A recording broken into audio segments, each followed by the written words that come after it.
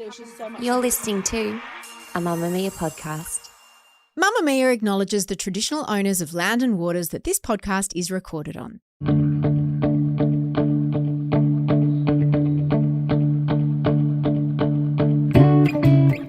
From Mamamia, I'm Libby Trickett, and you're listening to a No Filter special with Olympians and Paralympians in the lead up to Paris 2024. My guest today is an Aussie legend. She made a historic comeback to her sport, not only at a club level, but also playing for Australia during the Olympic qualifying games ahead of Paris. I am, of course, talking about Lauren Jackson. How good is Lauren Jackson? She's a dominating post player that can score in the paint, and then she can also knock down the three. One of the toughest players you'll find physically and mentally. Lauren is considered the GOAT of Australian women's basketball, and it's easy to see why. Her career has spanned literal decades, starting out at just 15 years old. She's a 7-time WNBL champion. She's won 2 WNBA championships in the US. She has been a medalist at 4, can you believe it, 4 Olympic Games. And now, at 43, she has had 2 kids, aged 5 and 7, and she's still shooting her shot. Lauren wasn't sure she'd be open to heading to the Olympics this year, even though she was part of the squad that qualified for the Games. She's now been named in the squad that the Olympic team will be selected from, and I wanted to know, if she gets selected, would she go? And what would her kids think? It's been 12 years since her last Olympics, and she didn't have kids then. So this is a whole different ballgame. Here's Lauren Jackson.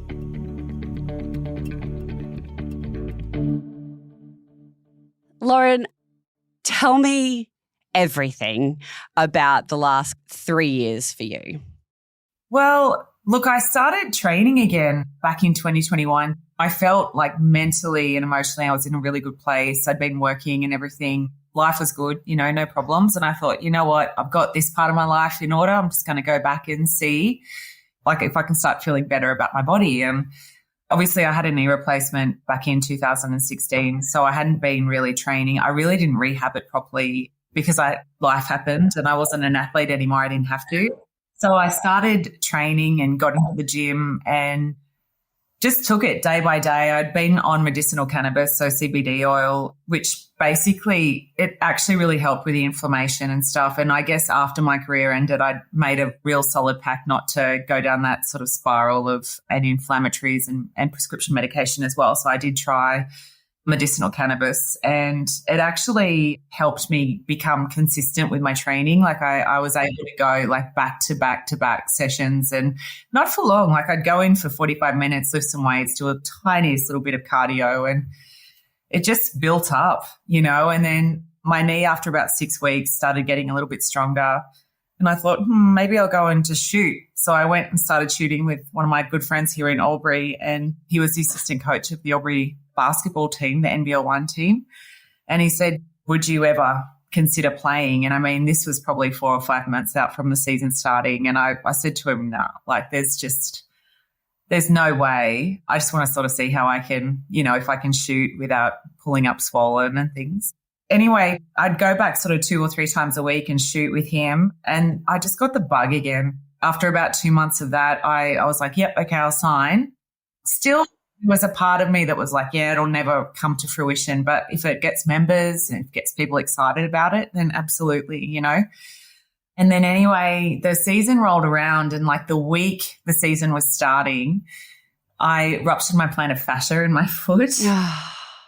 And it's probably best to actually fully rupture it. But I think with that type of injury, it was so painful when it happened. And initially I was like, oh, there goes everything. I've just done all this training and everything for no reason. But after 3 weeks, I was able to get back out on court again. So I missed the first sort of 3 rounds. And then, I started playing. And I guess after about 8 games, the Australian team knocked and asked if I'd be willing to do some physicals and see if I'd be interested in trying to make the World Cup team, which was in 2022.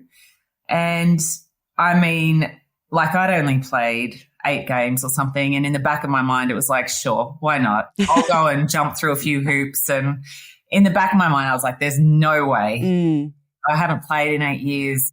Even the plantar fascia, when that went, I still had problems with my feet, like trying to run again. And it was painful. But I guess I just sort of went with the flow, and every day I was like, okay, well, I don't expect it's going to go anywhere. If I don't make it, it doesn't matter. Like, I'm not losing anything. And so I just day by day jumped hoops and went over to New York. I had to prove that I could go sort of in a 10-day training camp over there, and I got through it. I couldn't walk for 3 weeks after it. But you did the 10 days. Yeah. And then, they selected me for the World Cup. And so that got me through to that part. And then I started playing in the WNBL. Again, it was just one of those opportunistic things. It was like, okay, well, I got this far. I may as well keep going. And then I got pretty injured. I broke my Liz Frank. I had a Liz Frank fracture in my foot. What is that? I ruptured the ligaments around the metatarsal in my foot, and then I broke the bone in my foot. But the story is that I was told it was arthritis. So I remember doing it in a game in Perth, and we had a game like 2 days later back in Melbourne. And I said to my coach straight after the game, I was like, I feel like I've broken my foot. I was still walking around. I was still doing everything I had to do, but like it hurt. It was so physically painful. And then getting on the plane, getting back to Melbourne, and then getting in an Uber from the airport, I called my coach and I was like, I don't think I can play tomorrow. Like, I honestly am in so much pain. And like, I don't think anyone kind of clicked that I wasn't being, dramatic or whatever. Anyway, I went to the doctor. They thought it was arthritis. So I got some injections. I didn't end up playing that game because I couldn't run. I had local anesthetic in my foot. It didn't work. It was just so painful.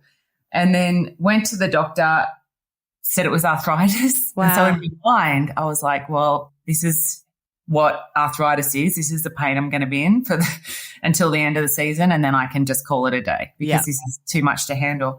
So I kept playing, and about after 3 weeks, the cortisone kind of took the edge off a little bit. But, after 3 weeks, I went back to the doctor, Liz Frank fracture, you've got ruptured ligaments.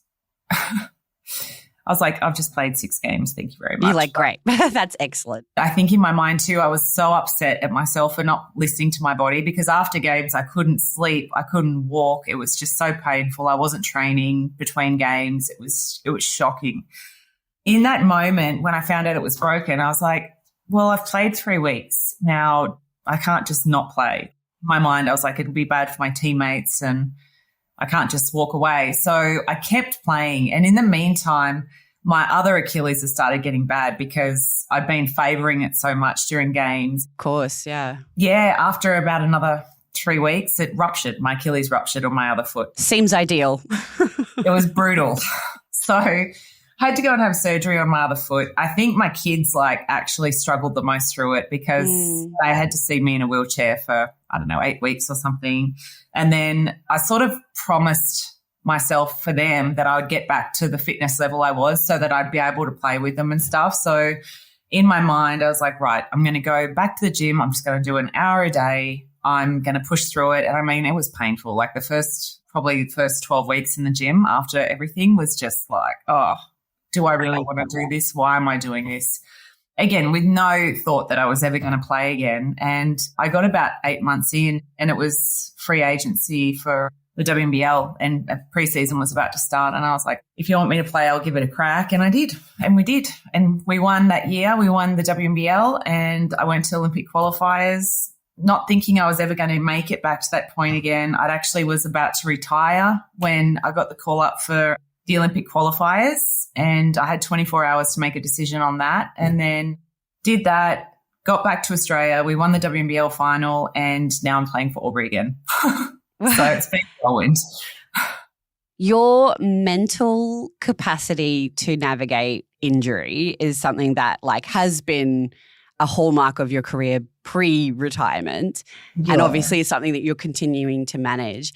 There's so much that goes into deciding to play at the Olympic Games anyway, especially, not to sound rude, but at your age, at the ripe old age of 42, 43? 43. Yeah. What's the process? Because, you have your beautiful boys. There's a whole range of emotions and pulls on your energy and what you're wanting to focus on. How do you make that decision to then have a crack, especially when you know that you're also managing your body as well? Yeah. Well, again, it was one of those things. When I got back from my Achilles injury, I reckon the first 3 months of the WNBL season, like I had no confidence whatsoever in my body. I really was struggling. You know, I couldn't get my feel back for basketball. I think the trauma of the actual Liz Frank, not so much the Achilles, because that happened so quickly. I think it was like having to play through so much pain for so long before that happened really messed with my mind. And that's been something that I've never really had an issue with in my whole career, but it actually hit me this time. I even spoke to a sports psychologist for an injury. Anyway, so the first 3 months were a real battle, and I saw it in the back of my mind. I was like, look, I know I can still play. I was super fit. You know, that was the one thing that I did do really well. I got really cardiovascularly fit.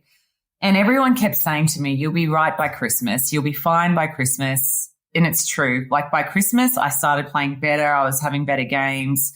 I actually got COVID in December as well. So that sort of set me back a little bit too. But I think mentally I just was not myself. And then being the athlete that I am too, if I've been like putting in the effort and going through the process and everything, you expect results and you want results straight away, and you can't see a month forward or a 2 month forward. You can only see your performance in that very moment. And I was really struggling with the fact that I wasn't making baskets. I knew I was strong enough. I was lifting heavier weights than I've ever lifted in the gym, but it didn't translate into basketball. So there was like a whole lot going on for me emotionally. And I said to my parents and the kids, I'll retire when I start playing better, because I know at some point I'm going to start playing better. Physically, I'm like fit as a fiddle. I just can't, it's not translating yet into basketball.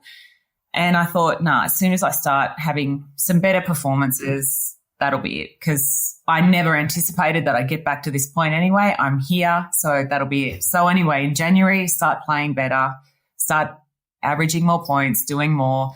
And I called my agent after one of the games and my parents. I said, right, tomorrow's the day.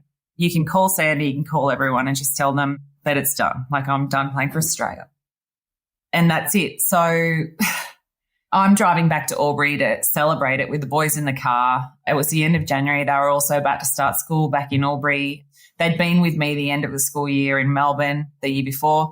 So we'd spent like 3 or 4 months together going through basketball, traveling with me and everything. So it was a bit of an emotional time as well, like sort of giving them back to mum and dad for a month so I could finish the season.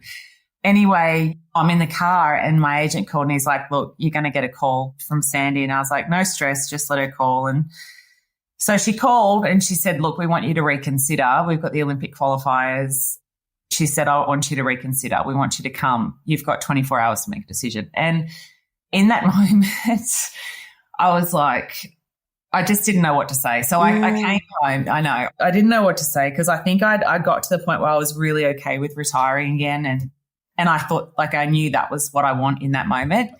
And got home, spoke to mum and dad. And my mum, she's an Australian basketball player too, and she's very positive and she's amazing and so supportive and has been so supportive my whole career. And she sort of said, look, if you don't go to the Olympic qualifiers and the girls don't qualify, you'll regret it. And she said it's 10 days. It's 10 days. The kids were already going to be home at school. Like, you can call it a day when you come back.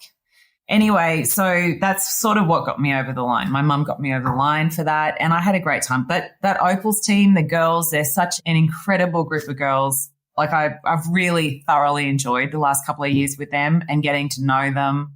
Just such beautiful humans, you know, and great basketball players. So we had a great time over there. And after we qualified, I was like, I'm done. Yeah. I get to go home. I'm going to see my kids. And I didn't anticipate it was going to be like huge. And it was, but in that moment too, I just wanted to get home. I was highly emotional before I left because the kids had said a few things to me as well. You know, I got called a liar by my eldest son. That's what I was going to ask, because I just got goosebumps. Like, what's that like when you think you're going to go one way? And obviously you're trying to talk and be open with your kids about it, and you're having these conversations and you actually genuinely think that that's it. Yeah. And then all of a sudden it goes in a different direction. How do you navigate that conversation with your boys? Oh, look, it's been hard. So ever since that day, like I said, I got called some choice names by 5 and 7-year-old kids, which again blew me away because they're actually not like that. They're really kind, gentle kids. But I think the fact that the last 3 years, I haven't spent huge amounts of time away from them. Like I've tried to have them with me everywhere pretty much that's possible. But, you know, the World Cup, they were away pretty much for a month. And like when I travel with work and stuff, they just get it's hard for them. They don't like it. And before all this happened, the kids had never spent a night away from me. Even when I was in hospital having my second child, Harry, I literally spent one night in the hospital. I had a C-section. I was out after one night because I couldn't leave him. So the guilt is so, so real for me, especially at the moment. But look, the Australian team was great. My coach, Sandy Brondello, she sort of said to me after I said that in Brazil, she said, look, you know, like whatever decision you make, we will support you. She goes, I know it's hard because she's got kids as well. And the sacrifices that we have to make and then the kids have to make, it's huge, you know. And I think because I didn't have a long time to really process what was happening again because I'd already made my mind up that it was over, it was brutal. How did that feel when your son called you a liar? Like that must have just...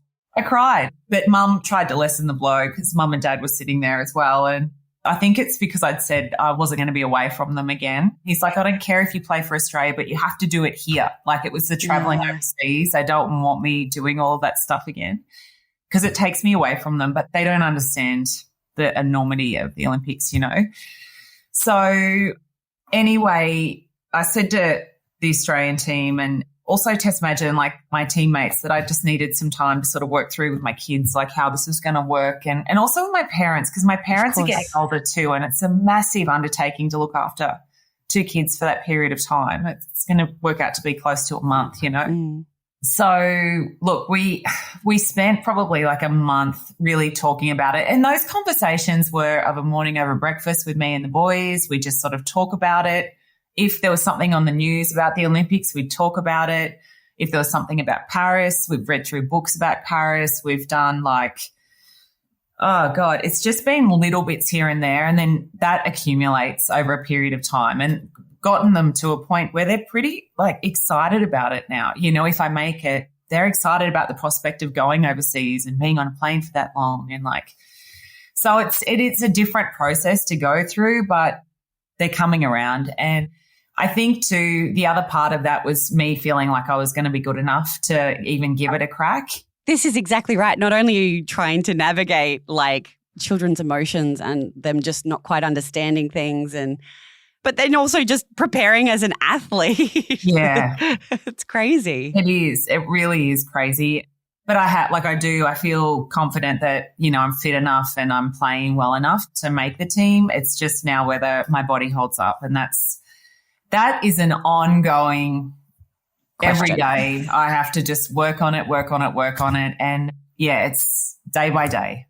Can you believe that, you know, 12 years after your last Olympic appearance. Yeah. And almost 8 years since retiring that you are in this position? Like, do you pinch yourself often just going, how did I get here? Yeah, every day. And even, you know, just messaging my teammates and some of my coaches and stuff, it's just like, what am I doing? How did this happen? And look, I feel like if I had this kind of commitment and dedication, and it really hasn't been like a massive commitment and dedication, it's just been consistency, right? Consistency in my training. And if I had it been like this, like back in my first career, who knows how good I might have been, which is kind of scary. But look, I wouldn't be here right now if I hadn't have been through everything that I've been through in the last 30, 40 years.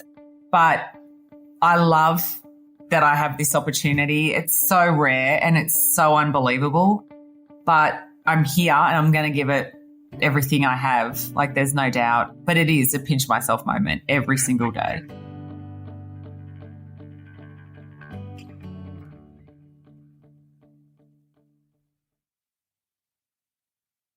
Lauren, what sort of sports do your boys love to play?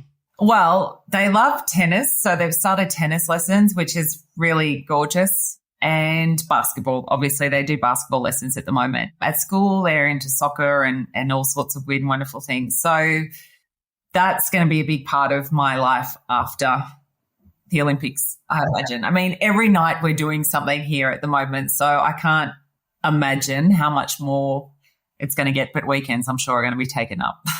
Man, the logistical nightmare of sport and kids, it's a lot. We'll figure it out somehow.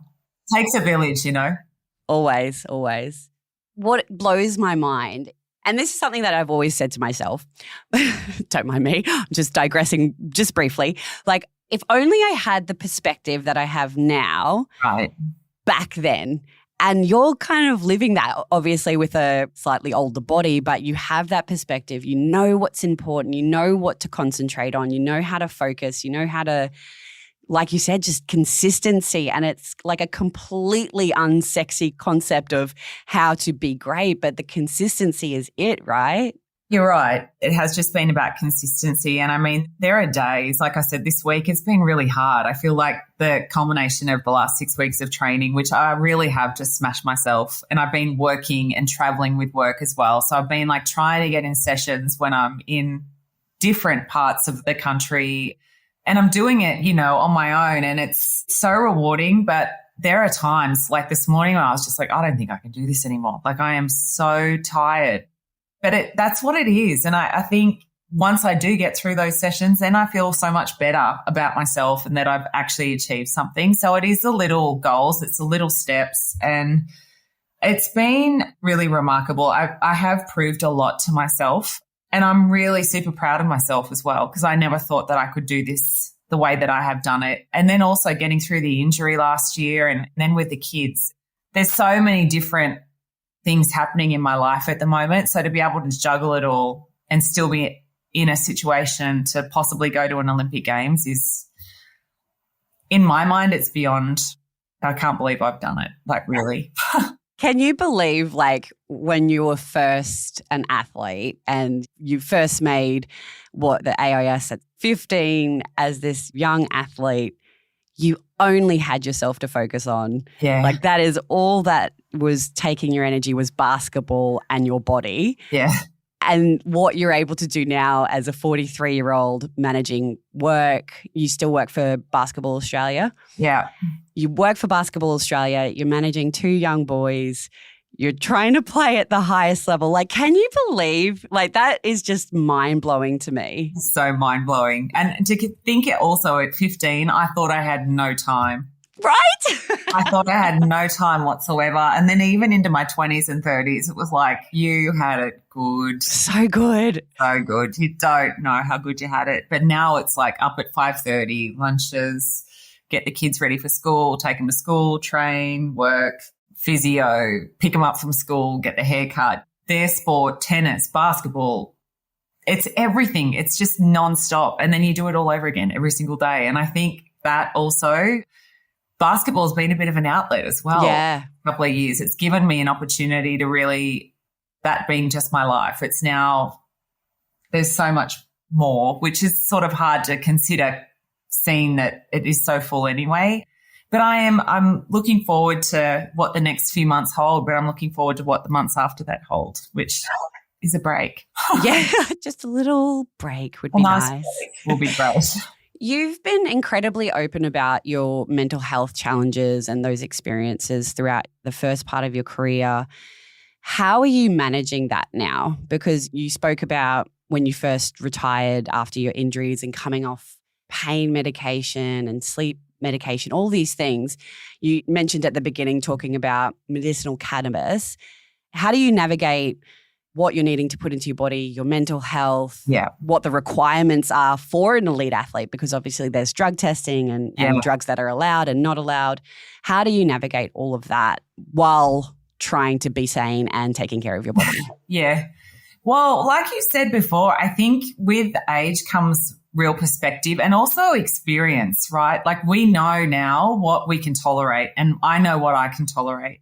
So I think that's probably the number one factor is that I know how bad I have been I know what I have to do now to make sure that that never happens again. And the fact that I'm so committed to my children and making sure that they're like 100% fine, like every mother, like making sure they're fine is my number one thing. And the only way I can do that is if I am 100% clear myself. That's always what I come back to. Dealing with my mental health hasn't been a real challenge for a long time. I think a lot of that had to do with what I was going through at the end of my first career, you know, the injuries, my knee, the surgeries, like you said, prescription medication, and then trying to get back and not being able to. I just felt like I was letting everybody down all the time. Yeah. And I didn't feel like I had a support network either at all, because I really closed myself off to everybody. And that's what happens. That's what mental health does. Yeah. And once I retired and I did get off everything, I decided that I would not go back down that track again. And I've been very, very committed to that. And it's not been that hard, to be honest. I've got a great doctor with the Australian team. We've got a great medical staff. The technology is different now too with the AMS systems. They monitor pretty much everything that I'm doing off the court and on the court, what we're putting into our bodies. There is a lot bigger support network now than what I felt like I had back then. And that could very well, like I said, have been because I did close myself off to a lot of the services. I felt like I could do it all myself and I couldn't. I think that's such an important message, because I know when I've experienced mental ill health, you become so isolated. You think you're the only one who can fix it. Yeah. It's all on you. Nobody cares. Nobody will understand. Do you think the experience of retirement and then obviously having your boys gave you that perspective? Or like, what was the first step for you to come out of that negative mind space? I think not having the pressure of having to play again or having to come back to play again, I think not having that anymore really meant that I could go and focus on what my next looked like, and that was working, getting a job. I went back to university, got my degrees, and really tried to focus on bettering myself. Like when I was younger, I was quite ignorant to a lot of things, and you experience different things in your life. But I think university really opened up my mind a lot. I think that really helped me become a much more well-rounded person. And then, I think just being a normal person for 8 years, like having to work, having to manage the juggle, and then also being responsible for two little humans, you know, it just is such a massive responsibility, and one that for me, I guess I needed. You know, I needed to be responsible for two little children that were not myself. Yeah, it gives you that perspective, right? That it's not all about you. Yeah. Exactly. And it's not been since. And I think that's probably been a real helpful thing as well in this part of my career. So obviously the goal is to be selected for Paris. That's the next step. What does life look like potentially after Paris for Lauren Jackson? Oh, I can't even look that far right now, honestly. I'm looking forward to having a break. I know that much. I know that the last year, it'll be like 16 months after the Olympics, I've just absolutely given my body, put it through hell, like with training and everything. I've made sure that I can get as fit as humanly possible. And to be honest, if the World Cup was a year later than what it was, I probably would have been in a whole lot better shape. And basketball fitness, I'd have that basketball touch back, whereas I didn't have that at the World Cup. So I really have just been consistent. I think as this became more of a possibility in the last month or two, I really have trained and trained and trained and trained and trained and trained, which we all do, which you've done a million times. I'm just looking forward to having a break at the end of it. And whatever that looks like, it could just be back to normalcy with my kids here in Albury. I don't really care. I just don't want to train for a little while. Do you get scared of retirement, or that's not scary to you anymore? No, not at all. Even after the first time I retired, I needed that relief. Like I needed that break. I was really lucky that, you know, my parents, they've always sort of brought me back down to earth. So being around the people that I trust the most, I love the most. I've got a great friendship group here in Albury. I love my job. Like I don't really have anything to want for. I know what retirement is. I've been through it. And I'm looking forward to coaching my kids, you know, and like taking them to sport over a weekend and doing all of that stuff for them. They do not enjoy watching me play. They want me to watch them play. Lenny absolutely hates it. You know, he's on the side of the court having fits and crying and carrying on. And I'm just like, oh, my God, I can't handle this anymore. So it's hard. I just want to be there for him. That makes me laugh so much. Like Lauren Jackson, the greatest of all time, and her son does not give a shit. Oh, he hates it. He absolutely cannot stand being at a basketball game watching me play. It's too long for him. It's too loud for him. He's like, he wants to be right with me. He's run onto the court before during games. Like, he honestly does not care. And I think that's the thing that worries me about the Olympics as well, because it's kind of like, I don't know how he's going to go. If he's not going to be able to come down onto the court, I'm not going to go to bed with him every night. Like, he's really going to struggle with that. So it's hard. Yeah, I mean, gosh, I can't even imagine how hard that must be, because I just know coming here to do this interview with you, I had to leave my son with my mum. Yeah. And like, I know that he's probably like going to be crying, but like, yeah, it must be so hard to know that there is a big sacrifice, obviously, from the kids and from the parents. But I think what is also important to have that perspective is like, these are the moments that they are going to remember. Yeah, well, I'm hoping so. I know my eldest son will enjoy it. He wants to be a basketball player. He loves it. He wants to be a tennis player too. He wants to be everything. He loves sport. But Lenny, yeah, he's just not. He doesn't float his boat. I don't know. I hope he enjoys it. I hope it's not too traumatic for him. But I do know that even in NBL 1 games in Sydney, he'll be on the court throwing a fit and screaming and crying every single game.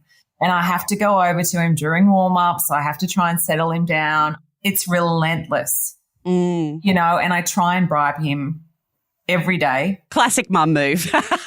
Mum, just for this game or whatever, you prove to me you can be good, and it's nah.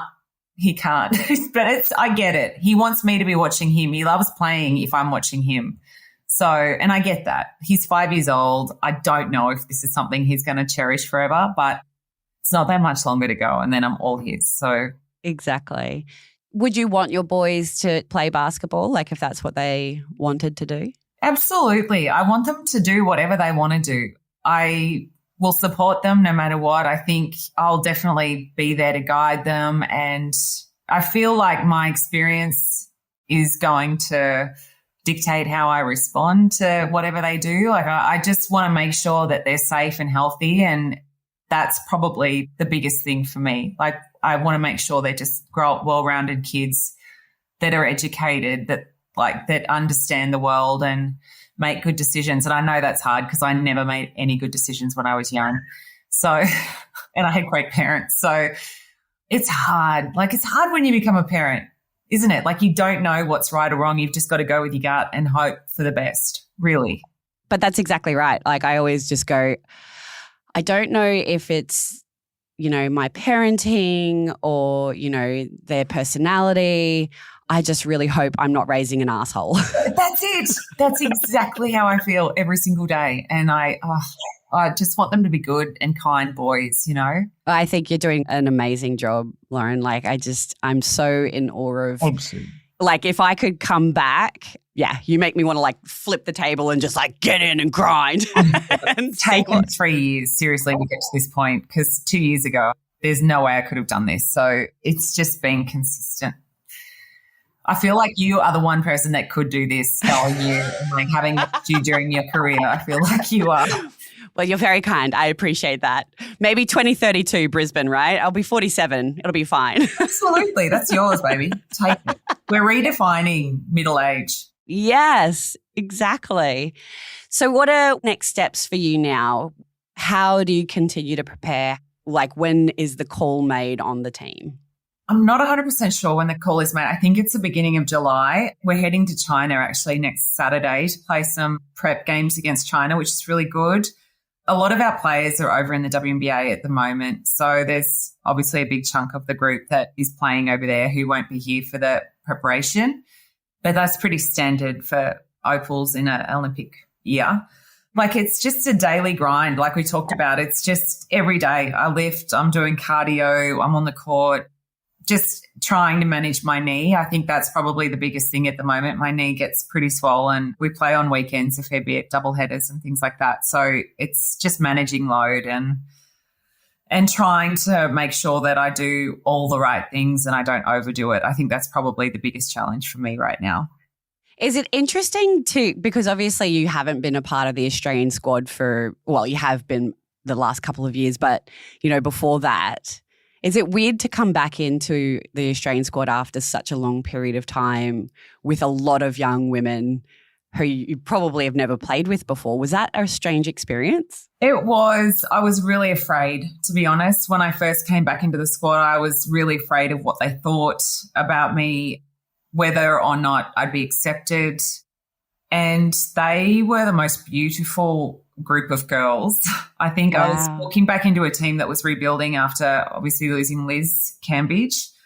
Yes, I was walking into that group and they'd sort of worked so much on their culture, and the way that they included me from day one was just incredible. And I feel like I'm going to owe each and every one of those girls for the rest of my life, because they've made it so easy for me to be a part of that group. And that is something that I think I'm more thankful for than anything else, because I'm pretty shy and I'm a bit of an introvert most of the time, unless I've had a few drinks and I'm like, yeah, I'm here, Yes. So most of the time I'm pretty reserved, and they just were great. And like, I'll do anything for them, any of them. They're just such great women. They just want to win, and I'm really proud of them. They're just great people. Because that could have been I think that's been quite a publicised challenge that Basketball Australia in the women's basketball team has faced over the last few years, right?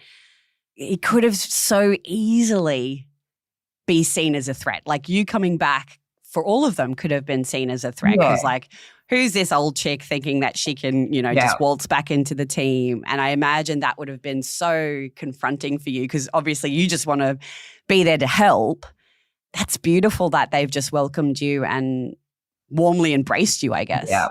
And I felt that. I really did. Like, from day one, I cannot tell you how nervous and scared I was going into the first camp, and they were just so lovely. Keely Froling and Mariana Tolo, especially that first day, was just so beautiful. Yeah, they're so close to my heart. I'd actually do anything for them. We're so lucky in women's basketball in this country that we've got such incredible people that just want to elevate the game. They want to win. They want to be the best people that they can be. And yeah, it's changed a lot since my day. But gee, it's special. I think it makes it so much more special to be around and be a part of. And then watching them evolve too as leaders and captains. And the last couple of years has been a lot happen, and it's been special. And I'm really proud that I just get to be a part of it and support in whatever way I can. I'd love to ask you a quick question around women's basketball around the world, right? So, there's been a huge publicity around Caitlin Clark and the NCAA basketball. Yeah. Like, the fact that I know someone called Caitlin Clark who plays in NCAA college basketball. Is it a joy for you who this has been your life for so long? And obviously you're a household name, but not everyone in the Australian team is. Like, has it been beautiful to see the sport that you love just grow in popularity? Yeah, absolutely. I think the elevation of the game globally has made everybody sort of rise, and Caitlin Clark, the phenomenon, which is Caitlin Clark, she's what an incredible athlete, number one, but the fascination with her and the people are just behind her and supportive of her, and numbers have gone through the roof, viewing numbers. It's incredible. And like, we're finally starting to see a little bit of parity, between the female and male basketballers, which obviously not in pay, but I think more around viewership and media, things like that. So it is a really exciting time. There's still a lot of work that needs to be done. And, it's a really big load for Caitlin to be carrying, especially as a young athlete coming into the WNBA. But she's done it so gracefully, and I just can't wait to see how she dominates in the WNBA, because she will. Yeah, I think here in Australia, everywhere, the level is just getting better and better. The athletes are evolving. They're getting bigger. They're getting stronger. They can shoot from anywhere. Their skill sets are turning into a lot like the men's. They can do all the flashy stuff, but then they also have the IQ. So the game, it's definitely different from when I first played it, but it's such a joy to be a part of it now. You know, it's incredible to be a part of it now. And yeah, it's different for sure. Has there ever been any part of you that worries about your legacy, like worrying about the title of being the GOAT, like to, you know, either hold you back from trying to get back into the Australian team or back into the WNBL?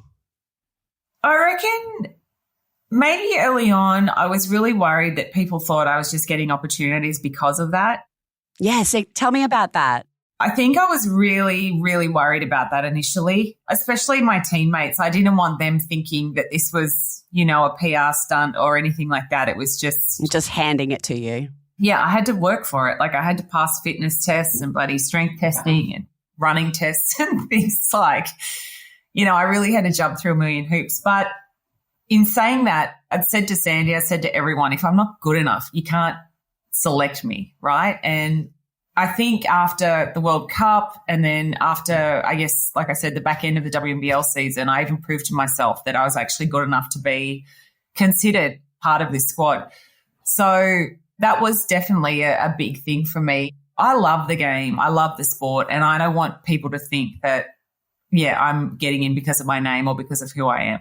Whether or not you keep playing now, moving into retirement, do you want to keep working in Basketball Australia, try and navigate parity between men's and women's players? What's your goals outside of the sport?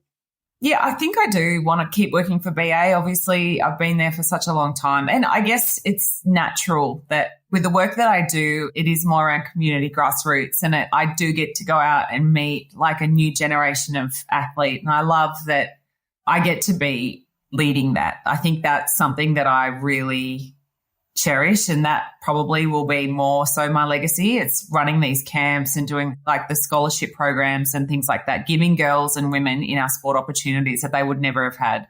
Like we just launched a fellowship where someone from Basketball South Australia, she was selected, a successful applicant, has gone over to do a fellowship with the Seattle Storm for 2.5 months.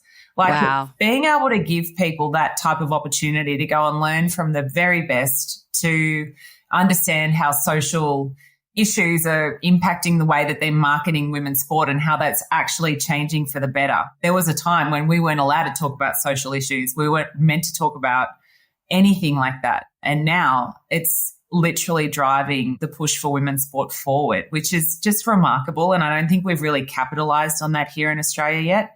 And I think that programs like this, where people and administrators are exposed to that type of opportunity, it's going to change the way that we operate here. So I'm really proud that I'm sort of building something with Basketball Australia that's giving girls and women opportunities to learn like this and be a part of the sport.